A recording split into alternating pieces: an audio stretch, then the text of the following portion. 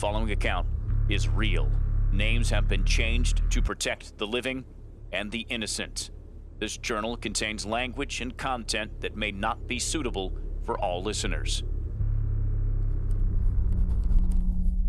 Do you know what it means when someone says you've stepped in it? In a figurative sense, of course. I don't think you're an idiot who couldn't comprehend literally stepping into something. I'm only curious because it's a phrase I've heard for years but never really understood what it meant until I actually stepped in it myself.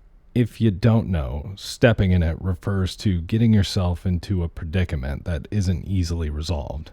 It can mean different things to different people. As in, wow, I really stepped in it today when I criticized my boss at that meeting. Or, holy shit, I can't believe I made out with the new funeral director my dad hired. I think I may have really stepped in it. Yep, I think we all see where this one is going, but you're gonna have to be patient. This one is a two-parter. There's really no need for a long introduction. Let's just get right into it. My name is Grant, and these are my funeral home stories. Chapter 20, Steppin' in It, Part 1. Thursday, June 23rd, 3:19 a.m. I should have been in bed hours ago, but instead I'm wide awake, laying almost fully reclined on a chaise lounge in my backyard, staring at the stars while eating my 4th or 5th Tootsie Pop in about an hour. I came out here with half a bag left, and now I'm down to 2. The one in my mouth and the one in the bag. Both blue. They're my favorite. I tend to save those for last. You see, I'm eating a sucker every time I want a cocktail to try and curb my problematic behavior, but it's not really working. I'm still drinking entirely too much, and now it seems like I always have a goddamn sucker in my mouth, which can't be doing much for my physique or teeth. I tilt my head back against the padded headrest and crunch down on the sucker with my molars and savor the blueberry and chocolate flavors mingling in my mouth. The synthetic sweetness reminds me of summertime as a kid, a simpler time. A time filled with bike rides and trampoline playdates with friends long before my days and nights were co-opted by dead bodies, grieving families, and, well, Ned. I wish I could remember a time when I could only imagine what it would be like to see someone's head blown to pieces by a shotgun blast or smashed all over pavement, but I can't. In fact, I can barely remember what it was like to stay home unsupervised watching wrestling tapes in my basement before my dad put me to work the summer before 7th grade. It's a beautiful night, though. It was cloudy and sprinkling earlier in the evening, but it's clear now. Even if it only lets up for a few minutes, it's a perfect window to enjoy the stars and decompress. I am totally relaxed and completely uninterested in the rest of the world in this moment, which is a welcome change of pace from the hellish beginning of the summer so far. I'm 23 and realized a week or so ago that this funeral home gig I started when I was 13 isn't just an interesting part-time college job anymore. No, it's what I do now. There's no more classes to take, and there's certainly no escaping the grind anytime in the foreseeable future. It's clear to me now that I'm a lifer at my daddy's funeral home, and I'm just like every other son of a funeral home owner I know, never quite able to step out of his father's shadow, each generation worse than the previous. I am no longer optimistic about the future. I'm just here, on call, every other night, every other weekend, without escape, without respite. I am officially nothing to write home about. I swallow the remainder of the gooey chocolate center of the Tootsie Pop that's been soaking up saliva in my mouth and take my cell phone out of my front left pocket to check the time. 3:23. Fuck. I really should be in bed, but I'm not even remotely tired. I could blame it on my self-diagnosed insomnia, but in all likelihood, I'm probably just spinning from all the sugar I just consumed over the last hour. Regardless, I'd rather be out here wide awake staring at the tapestry of stars above me than to be lying wide awake in an empty bed in my empty house, watching the ceiling fan do laps until my body finally decides to shut itself down right before being startled awake by one of my alarms. Speaking of, I flip open my phone and make sure my alarms are set. 7:05, 7:10, 7:14, and 7:15.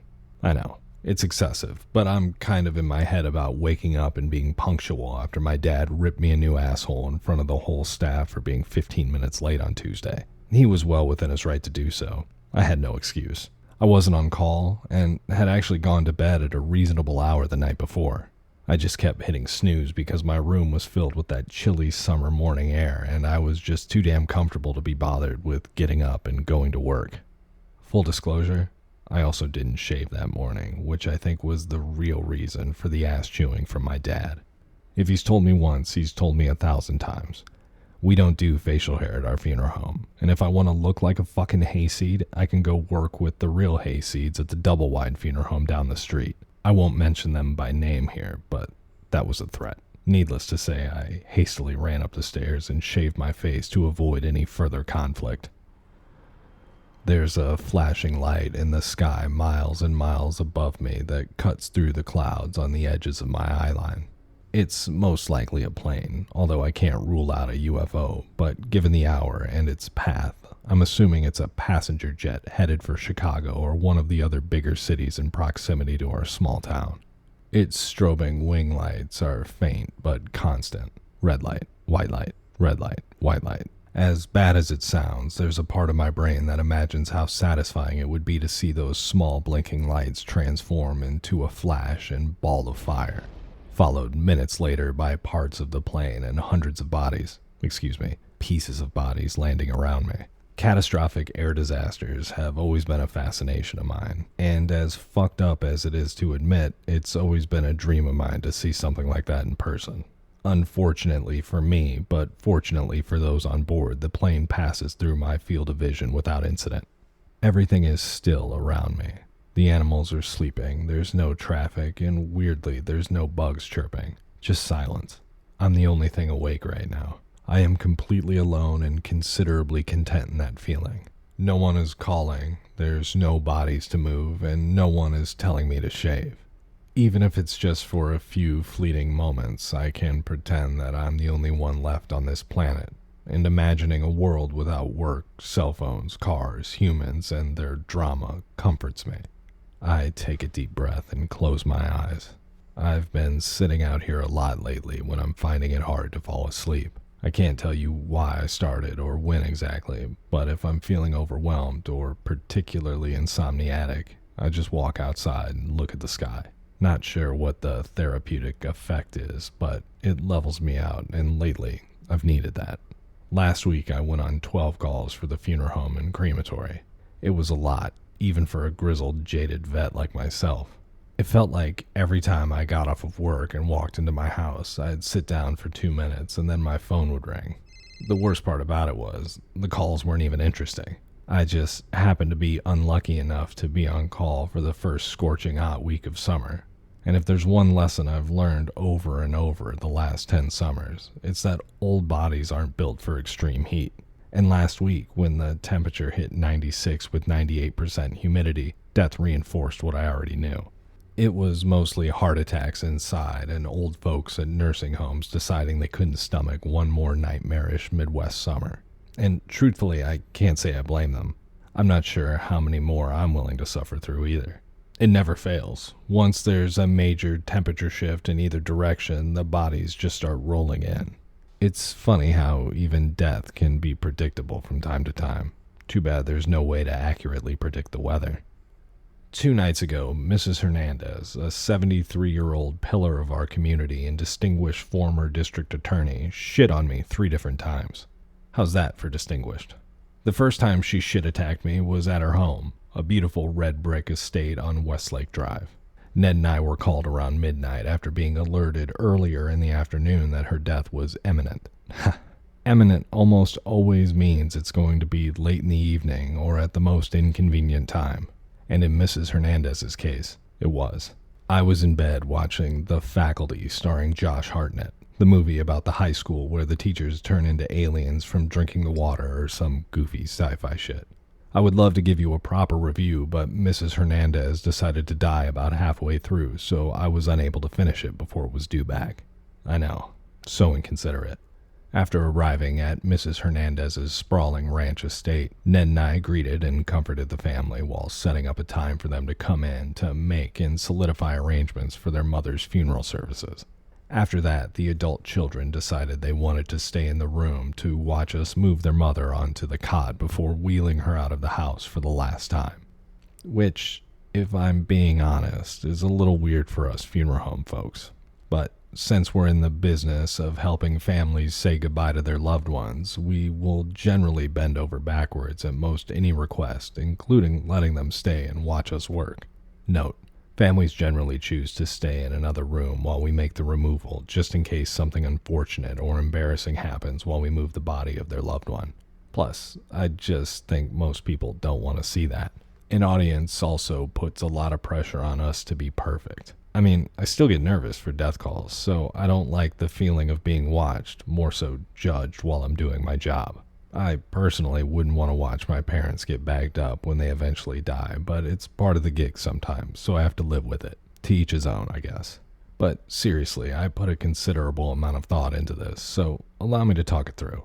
Why do some people insist on being in the room? Is it comforting to see your mother covered in a sheet and zipped up on a gurney before we wheel her out in the caring fashion you've come to expect from our funeral home over the last 150 years?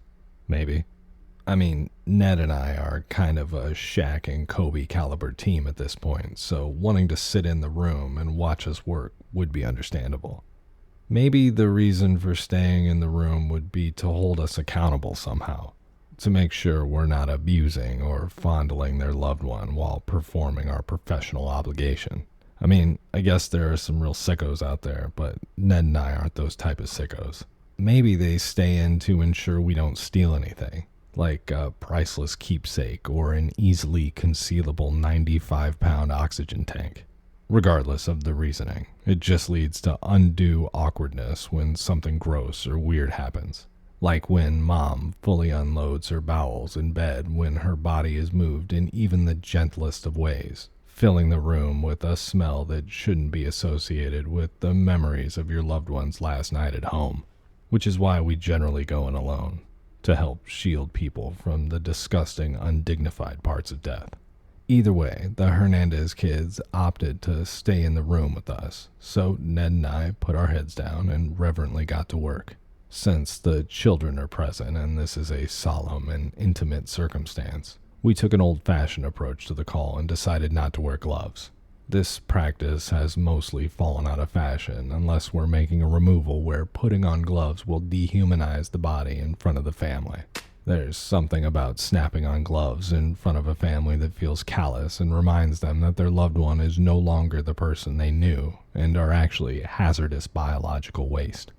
Ned and I didn't discuss the decision to go gloveless. I just took the cue from him after he flipped open the cot cover and made his way to the body without reaching for a pair of gloves. In typical fashion, Ned had the head end of the body while I took the bottom half. When I slid my left hand under Mrs. Hernandez's butt and legs, I felt a warm, slimy sensation cover my palm and tips of my fingers, which was followed by a tremendous waft of hot post-mortem shit that will undoubtedly fill the room momentarily. The smell is comparable to regular shit, but far more pungent and putrid in nature than a standard living bowel movement. As we're all trained to do, I did my best not to wince or gag at the smell and disgusting sensation on my hands since the family was standing near bedside. When Mrs. Hernandez's children saw my hand emerge from underneath her covered in the warm and surprisingly green shit, the smell must have simultaneously hit their nostrils because two of the children quickly left the room. This was either out of pure disgust or a feeling of embarrassment for their poor mother. I bet when discussing it later, they told each other their reason for stepping out was because it was too painful to watch us move their mom. But deep down, unspoken to each other, they all know it's because of the shit. Are you starting to see why you wouldn't want to watch us make a removal? Even the easy calls are gross sometimes. Thankfully, the son that decided to stay in the room went to the adjoining master bathroom while we were zipping his mother up and brought me a large, wet, soapy hand towel to clean off his mother's mess from my hand before telling me I could use the sink to wash up. This guy didn't have a problem with the sight or smell of poop, so it's safe to assume from his reaction that this wasn't his first time experiencing his mother's shit, or he's in a profession where he sees a lot of it. Either way, kudos to that guy. I still can't stomach it. While washing up, I realized that somehow I only managed to get a little bit on my suit coat sleeve. Thankfully, my coat was scotch guarded at the factory, so the poop wiped right off. And that's why I wear that black chaps suit on calls so much now.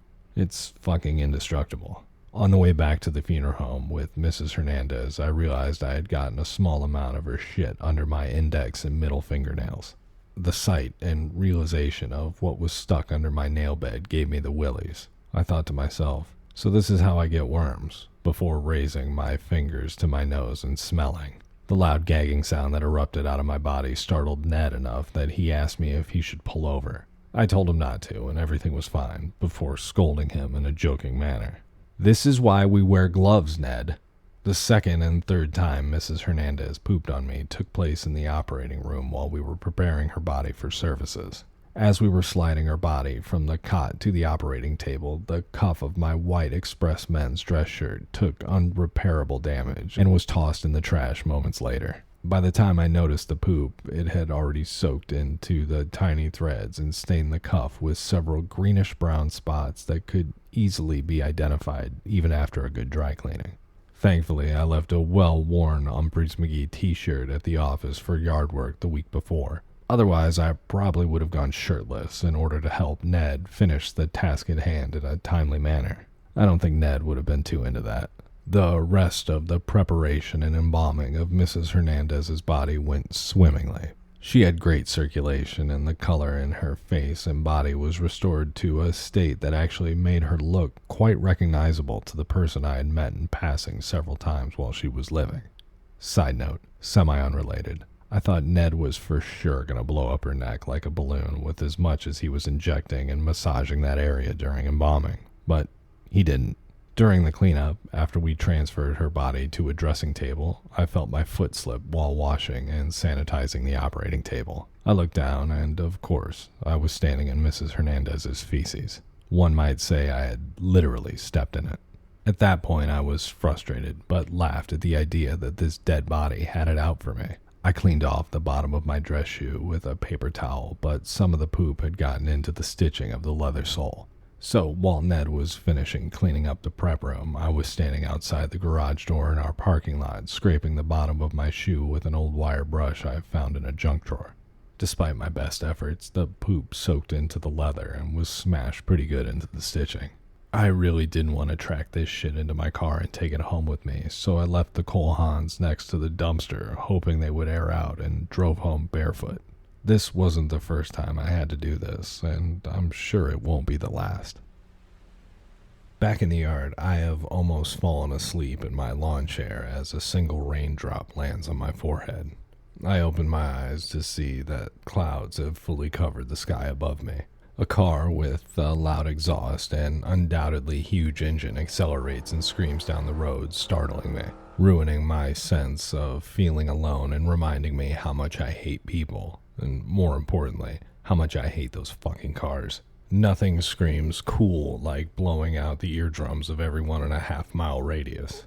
My level of annoyance instantly spikes, similar to my desire of witnessing a plane crash at some point in my life. Someday I hope to hear a loud crash and explosion down the road when one of those goofy-ass hot rods peels out in the middle of the night, agitating me and all my neighbors. It hasn't happened yet, but someday it will, and it will be very satisfying. That is, until I get called out to scrape the guy's meat off the inside of his windshield. Another raindrop lands on my arm. It's cold, but refreshing. I'm actually kind of relieved it started sprinkling and that asshole raced past my property, because now I know I won't accidentally sleep in my yard all night again. I say again because it wouldn't be the first time it happened. In fact, it wouldn't be the first time it happened this month. I really have to be careful. 2 weeks ago, after a night of too many cocktails, my alarm clock was the 7 a.m. underground sprinkling system turning on. It was quite a shock being blasted awake with cold, iron-filled well water soaking my clothes and body from every angle. Not to mention the sobering surprise of realizing I had gotten so fucked up the night before I hadn't made it inside my house 10 feet away. It felt very rock and roll when I told Ned about it several hours later while we were parking cars for the Anderson service. I figured he'd think I was cool upon my recounting of the evening's events, but in typical Ned fashion, he was unimpressed and actually made me feel pretty terrible about myself with a left-right combo of 2 expertly judgmental questions. He asked, "You got that drunk by yourself?" Followed by, "Do you do that a lot?" Naturally, I got defensive and lied and said a girl was over, but I could tell that Ned saw through my fib. For as simple and boring as Ned is sometimes, he can occasionally be pretty perceptive, even if it's accidental. Ned's passive judgment bothered me enough that I thought about it all day and decided it was time to slow down on my drinking a bit. Hence all the suckers I've been stuffing in my face lately. But, now's a bad time to slow down on the drinking, because work's really been stressing me out. Well, not the work itself, more the overwhelming nature of the schedule. It's grueling. If I've said it before, I'll say it till I'm blue in the face. This every other night and every other weekend shit is for the birds. That schedule just isn't conducive for long-lasting, healthy adult relationships. I'm finding it difficult to have friends or date anyone when I have to be attached to the funeral home like this. No one really understands the schedule. They say they do, and in the beginning, it's kind of quirky and fun for them to be involved with someone in my line of work. It's exotic and, dare I say, sexy to be with someone who deals so closely with death. But eventually, the things they found attractive about the job end up being the things that annoy them the most. It doesn't feel very sexy or cool to get stood up because Mr. D'Addario decided to mow his lawn in the 100-degree heat after being sedentary for the last 6 months and died while pull-starting his lawnmower. Just ask Annie. We had a date at a pizza place a few weeks back, and that exact scenario left her sitting alone for an hour before she just decided to go home. I apologized profusely via voicemail, but she hasn't returned any of my calls. I can't say I blame her either. Why should I expect someone I'm just getting to know to put my work before their needs and wants? I would cut bait and run too if part of the deal was getting blown off and left to wonder when the hell I'd be walking in the door every other night and every other weekend. Mary didn't want this lifestyle. Why would any other sane person? It's safe to say this job has ruined dating for me. Or maybe it's just my personality. Regardless, these little jaunts in my yard in the middle of the night help me forget all that. Today wasn't that bad. The 9 to 5 went pretty fast, and my night shift has been a breeze so far. I got called out alone around 8:30 to go pick up Mrs. Delahanty at Crestview Nursing Home and was home by 9:30. Mrs. Delahanty had an unremarkable death, which, if you're dying, is kind of the way you want to go out. It was a real nothing call. Uneventful and predictable in every way. In and out. If you're going to make a solo removal in the middle of the night all by yourself, Crestview Assisted Living and Nursing Home is the place you want to be.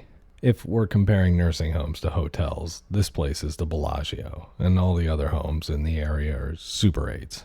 They have every amenity imaginable at this place. They've got tennis courts, a full weight room, rec center, movie theater, beauty salon, and not to mention an incredible cafeteria. I only know that the cafeteria is excellent because both of my grandparents on my mother's side died at Crestview. It might be surprising to hear, but a good cafeteria can do wonders for your psyche when a loved one is dying at a nursing home. You never think of it, but you end up having a lot of meals and snacks while you're just sitting around and waiting for someone to die. Note, the coconut cream pie is a must-have, followed closely by their strawberry rhubarb. Not saying you should go out of your way, but if you're in the area, pop by, say hi to an old person, and grab a slice. Aside from the whole grandparent death association thing, Crestview is kind of the shit. If it wasn't a 55-plus community, I'd fill out an application to live there in a heartbeat. Residential amenities aside, the reason for gushing about Crestview so much is because it was designed perfectly for making removals. Helpful staff, a designated carport, and they make it a point to make sure I remain mostly unseen by all the other residents. That's not only comforting for them, it makes me feel a whole lot less awkward while I'm working. There is nothing in the world like walking past a nursing home cafeteria in the middle of their lunchtime rush, pushing one of their dead friends out of the building and reminding them that they too will one day be pushed out in the same fashion, sooner rather than later. People react in two ways in that situation. They either pretend not to notice or they stare. At this point, I just look straight ahead while I'm pushing a loaded cot past a group of oldies gumming down spaghetti. Making eye contact with one of those folks will ruin your day. But when it does happen, you just have to nod with one of those "it's a shame we lost Irma" looks on your face, while also not totally creeping them out with a "you're next" vibe. Crestview has it figured out and will never purposefully subject funeral home employees to that. With a private entrance and a staff equipped with earpiece walkie-talkies, you're in and out like a ghost, or more appropriately, the Grim Reaper. This is all just a long way of saying Mrs. Delahanty's removal couldn't have been any easier. Like I said, in and out.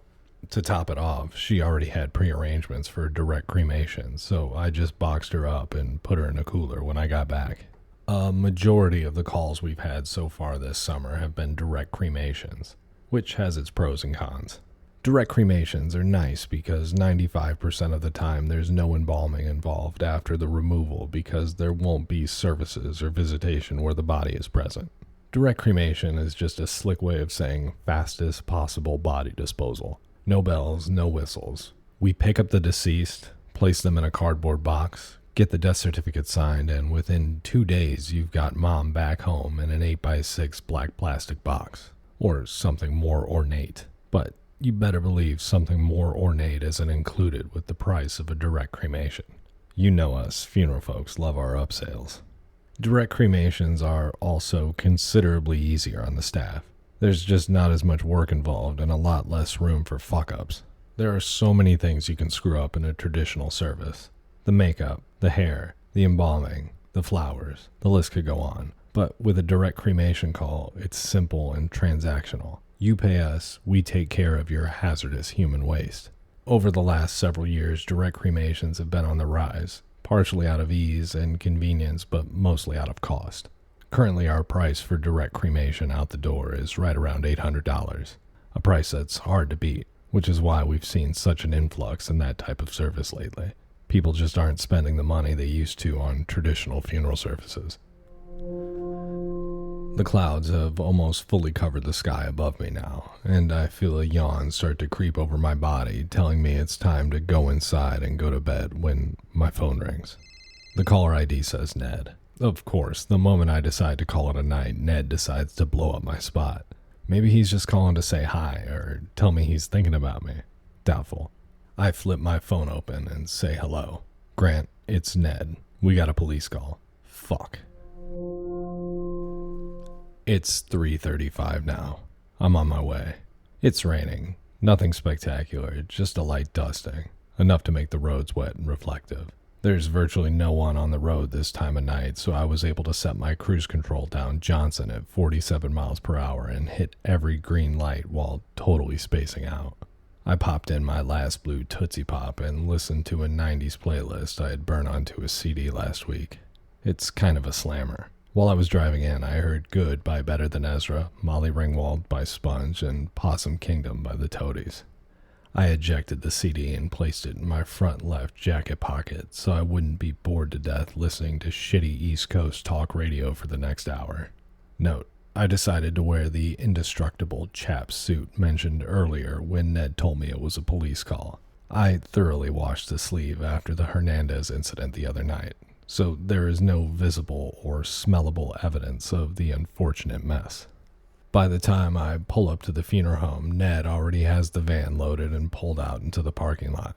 Even though the rain is light and the van is parked, Ned still has the windshield wipers needlessly cranked to full blast. I pull into the spot next to the van, toot my horn quickly to get Ned's attention, and wave like Forrest Gump at him, my sucker stick protruding out of my grinning mouth. He looked confused when he saw me, as he does most every time he sees me, and holds up his left wrist, tapping an imaginary watch. Whoa, no wave back. Ned must be in a hurry tonight. I lock my car and walk over to the passenger side of the van. The sound of the windshield wipers scraping with every quick pass is grating and almost louder than the sound of the running engine. I grab the door handle and pull, only to realize it's still locked. Annoyed, I knock loudly on the window as Ned smiles while reaching down to unlock the door, knowing full well how much this bothers me. The dome light turns on as I open the door and see a tin of Skull Wintergreen long-cut chewing tobacco next to a full-size piece of notebook paper with 2 words written on it. Hillsdale Church. Ned quickly grabs the tin and the paper, clearing my seat as I say, "We got called out to a church on a police call?" Ned says, "No, there's an accident right in front of it. I didn't have to write the address because the sheriff's department told the answering service it would be hard to miss." Intrigued, I fasten my seatbelt and pull out the CD from my front jacket pocket. Without asking, I stick it in the CD slot on the dash while playfully staring at Ned, knowing how much this annoys him.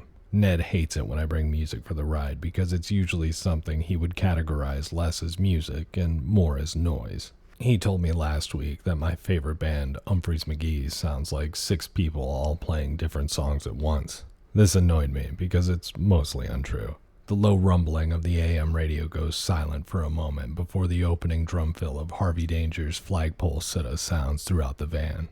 Ned, in typical old man fashion, immediately reaches for the volume knob, turning it down to a barely audible level. I bite down on my Tootsie Pop, breaking the shell, and throw the stick out the window. Ned pulls away. 10 minutes later, Ned and I turn onto County Road 7 and immediately are greeted by no less than 5 cop cars and 2 fire trucks, all with their lights on. We pull up to the makeshift blockade of police cars blanketing both lanes of traffic. An officer gets out of his car and walks toward the van. Ned rolls down his window and greets him with a, "Howdy, officer." Howdy, I think to myself. Ned's a dork. The officer nods at Ned and acknowledges me. I pantomime, tipping an imaginary cowboy hat on my head and say, "Howdy, officer," in a pseudo-southern accent. Ned shoots me a look of annoyance that I'm very familiar with after being on call with him for the last several years. The tension between us is mostly of the ball-busting sort, but occasionally our odd couple pairing wears us both down. The officer interrupts our tense moment and starts to fill us in. Just off the road up here, we've got a vehicle that collided with a tree at an extremely high rate of speed before catching fire and burning the body inside to an unrecognizable lump of flesh and bone in the driver's seat. The car is registered to an Allen Slayball, but there was no wallet or ID inside, or if there was, it was burnt to a crisp. So currently we're dealing with a John Doe until we verify an identity from the family. The officer continues by stating we've got quite a mess, and if we have shoe coverings or coveralls, we should put those on, otherwise we're probably going to ruin the clothes we came in. The officer tells Ned and I he'll move his car and let us through to get closer to the accident scene before walking back to his vehicle and reversing 5 or 6 feet, waving us through. Ned inches past the makeshift blockade and pulls around the first fire truck parked in the right lane, revealing our accident scene illuminated by several large halogen work lights set up on the gravel shoulder of the road. It's a doozy. About 10 feet off the road, there's 2 identical trees separated by a 6 or 7 foot gap, and sitting in that gap, a car that's so badly burned and mangled its make and model is unrecognizable at first glance. All the windows appear to be blown out and the back axle is perpendicular to the front. I think back to about 40 minutes ago when that loud-ass car blew past my house, and for a split, irrational second, I think my wish may have come true. Maybe this is the same guy. Did I manifest this? Do I have superpowers? The rational part of my brain flipped on and assured me that the call came in too quick after I heard the car zoom past. Logistically speaking, it would have been impossible for that person to make it to this side of town, crash, die, and burn up. The accident scene of this John Doe we're on now must have happened well over an hour ago, maybe 2. And the police generally don't invite us out to crime scenes until the investigation is over. So it couldn't be the same guy. At this point, the rain has let up, so thankfully it doesn't seem like we'll be getting soaked on this removal. Ned parks the van and we get out, removing the cot and putting on our gloves and coveralls. I pull a disaster pouch out of the back of the van and unfurl it, knowing it will be much easier to bag this body near the car than it will be to drag the cot through the grass and mud, given the precariousness of this car's final destination. As we approach, the wind changes directions, and I'm a little disappointed at the lack of burnt smell. Don't get me wrong, it definitely smelled like there was a fire, but it didn't have the hallmarks I was expecting in a burnt dead body call. I'm mostly missing the burnt hot dog smell I've grown so accustomed to on these type of calls. I suppose it's still there, but the smell of burnt plastic, metal, and rubber are masking it. We park the cot on the shoulder near an officer who's standing next to the car examining the scene with a high-powered LED flashlight. The gravel shoulder is muddy from all the runoff water the firefighters used to extinguish the blaze. Our white coverall footies are all but covered in mud, and we haven't even stepped off the road yet. The officer shines his flashlight at us and says, "Over here, guys." Ned and I approach, our feet sinking into the saturated, muddy grass as we get closer to the car. Ned blurts out of nowhere while pointing, "Look, Grant, there aren't any skid marks. This guy had no idea he was done for." Which, I imagine, if you're going to get in a car accident that kills you, it would probably be better to have no idea it's coming. Those last few seconds of realizing you're about to die in a relatively empty area in a single vehicle accident would be agonizing, but also potentially embarrassing if your brain could process the information quick enough. We stop when we get to the officer standing 2 or 3 feet from the driver's side, and he says, "There he is," shining his light on the driver's side door. Excuse me, what was left of the driver's side door. It's semi-accordioned and barely hanging on to its hinges. Sloshing closer, I start to see things in the driver's seat that vaguely resemble a body. I say vaguely because the catastrophic nature of the accident and subsequent fire have made this human considerably unrecognizable. But to be honest, I'm not that impressed or grossed out with what I see because it's all the same color. Black, or shades of black. This fire must have been intense, but it makes sense given the condition of the frame of the car. One of the front wheels is broken off its axle, and the entire front end of the vehicle has been compacted into a V shape and almost merged with the tree where the primary impact happened. The car must have been gray or some shade of light blue before the fire, judging by the small spots of paint that were somehow unharmed in the blaze. I see a shiny emblem of the car's make that must have fallen to the ground on impact and point it out to Ned. It's a RX. I literally almost bought one of these a few years ago, but settled for something a little less flashy. And honestly, after seeing its performance in this real-world crash test, I'm glad I opted out. The officer shines his light on us, temporarily blinding me, and says, "You guys need anything?" Ned and I both reply with a pleasant no thank you. But I pipe up and ask, "How fast do you think this guy was going?" The officer looks at the car and looks back at me before saying, "I don't know, $1.15, $1.25. "Holy shit, he was flying," I respond. The officer shines his flashlight in my face and asks, "What's going on with you? Did you suck off a Smurf?" Confused, I say laughing, "What?" The officer replies, "Your mouth and lips are blue." Puzzled for a moment, I shake my head, trying to decode what he's saying when I remember the suckers. I respond, "Oh yeah, I ate a bunch of Tootsie Pops before I got called out." Giggling at my lack of awareness for what the dark blue suckers do to a mouth after long exposure, the officer looks me up and down before responding, "What are you, in 3rd grade?" I giggle and say, "No, I'm an alcoholic." Well aware that my response was no doubt confusing to the officer, I start to unzip our disaster pouch and place it on the ground near the driver's door. The officer holds his light over our heads to help better illuminate the body inside the car. Shit, this guy isn't just burnt to a crisp. His whole head and upper body are blown wide open, most likely from the impact on the steering wheel. This guy didn't have a seatbelt on, which killed him instantly and presumably saved him from the suffering of being burned alive. I couldn't imagine the blood-curdling screams that would have projected out of his car into the open field while his skin bubbled and split off his body. I mean, good on him for not living through the impact. Ned and I waste little time getting to work. We both squeeze our bodies in front of the driver's door, each grabbing a part of his burnt body. Ned grabs the legs this time. I grab the meatier part of his arm and pull. The top layer of this John Doe's flesh, which had been fused with whatever clothing he had been wearing, slips and pulls off his arm, revealing a fresher, less burnt layer of muscular tissue. A tissue standing out red and vibrant amongst all the other black around it. I tighten and firm up my grip, pulling harder now, ignoring the skin slippage. He doesn't move. He's stuck. Ned had no issue getting his legs out of the car and looks at me confused when he sees that half the man's body is still in the vehicle. "Use your muscles," the officer says, snickering to himself. I pull again, this time harder with very little movement as a result. The man's burnt and broken head and upper body start to slump out of the car to reveal what's left of his skull and face. His scalp and hair, or what's left of his hair, is singed and matted around his skull cap. Some bone and broken teeth are visible where his face is split wide open. Yuck. I don't know where this guy's nose and eyes are.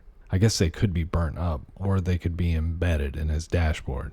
His chest is completely caved in towards the center, compressing his lungs and heart, which, if they're visible through the hole, are hard to make out considering the severity of the fire. This must have been a huge blaze. There's no blood or visible red inside the body. Everything's a soot-ridden, black, wet mess. I look at my gloves before readjusting my grip. They're wet and covered in charred human mush. It almost looks like I was pulling apart a brisket or a piece of meat that had been smoking for days. I wipe my hands on my coveralls, hoping it will secure a better grip on his body for my next attempt. I firmly place both hands under his armpit and pull with no resolve. Thinking quickly, not wanting to be embarrassed by my weakness, I place my right foot on the car's frame and push while pulling the man's armpit. He gives way. The body falls to the ground perfectly into the disaster pouch. I move my foot to step down and hear the shoe covering of my coveralls rip before placing my foot down with a splash. Shit, I say out loud under my breath. I just stepped in an indented part of the grass that allowed a substantial amount of water to puddle, soaking my shoe and sock completely. I don't want to think about what's in this water. Ned and I zip up and place the disaster pouch onto the cot, load it into the van, and proceed to take the body to the hospital for an autopsy. Uncomfortable, I wiggled my wet toes inside my shoe all the way to the hospital and all the way back to the funeral home. Friday morning, 7:46 a.m. Yawning uncontrollably after my marathon of a night, I pull into the parking lot of a Walgreens drugstore on the corner of Main and Jackson to replenish my sucker supply. Along with being exceptionally tired this morning, I'm also moderately irritated after I realized I was going to have to wear the shoes from the wet mess of a death call last night to work this morning, instead of my usual daily drivers, my Cole Haans. You know, the shoes that are still sitting by the dumpster, lightly caked with Mrs. Hernandez's shit. Since I got home around 4:30, there really wasn't enough time to air out the shoes and let them dry completely. So I'm currently wearing a damp sock inside a drying shoe, which bothers me. I'm sure my irritation will subside the drier my foot feels, but right now I just feel gross. I need a sucker. I open my car door and place my foot on the ground, and I'm greeted by a familiar cold, wet feeling and a splash. My shoe, foot, and sock are completely soaked again. I stepped in another puddle. Damn it.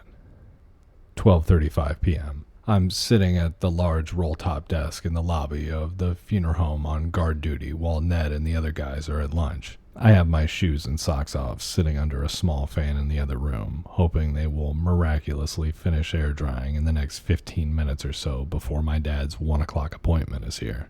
A 3-piece black suit and bare feet is an interesting look. I feel like Paul McCartney. My dad would kill me if he saw me sitting in the lobby like this, but he's upstairs doing paperwork, so he'll never know. The doorbell rings. Shit. It's the back door, which is about 20 or so feet away. I don't have time to put on my shoes, so I just stand behind the desk. I hear footsteps approaching. Sounds like heels. A woman with dark hair and a petite, athletic frame in her mid-20s wearing a slim-cut gray pantsuit walks into my field of vision. I greet her with a smile from behind the desk, concealing my bare feet. She's cute, I think to myself. Hi there. How can I help you? She replies, I'm here for a job interview with Bill. Job interview? I didn't know we were hiring. She doesn't really strike me as the funeral home type. She's too pretty and well-groomed to be a funeral director. Well, that's compared to the female funeral directors I know. Smiling at her, I say, hold on, let me intercom him. I call my dad's office phone directly and tell him his interview is here. Great, she's early. I like that. Do me a favor, Grant. I'm on a call right now. Why don't you show her around the office? I'll be ready for her in 10. I say to my dad, copy that, and hang up the phone. I step from behind the desk and say, he's on a call right now. I'm actually his son, Grant. He asked me if I'd show you around. She shakes my hand and starts laughing. Hi, I'm Jennifer. You guys are pretty casual around here, aren't you? What? I say, confused before looking down at my bare feet. Oh my God. That's a long story, but Yeah, we like to party here. Give me a second. I run into the other room and put on my shoes, still damp, leaving my socks to dry where I left them. For the next 15 minutes, I gave Jennifer the nickel tour of our funeral home before walking her up to my dad's office. Right before I walk her in, I ask her not to mention the barefoot greeting to my father. She giggles and says, "Don't worry, Grant. Your secret's safe with me. Anyway, I like to party too." She says this to me as she winks. Oh my God. Is she flirting with me? I think she's flirting with me. Semi-flustered, I walk her into my dad's office and say, "Bill, this is Jennifer. Jennifer, this is Bill." I leave the room and head back down to the lobby, feeling the soggy remnants of the puddle inside my shoes squishing up through my insole.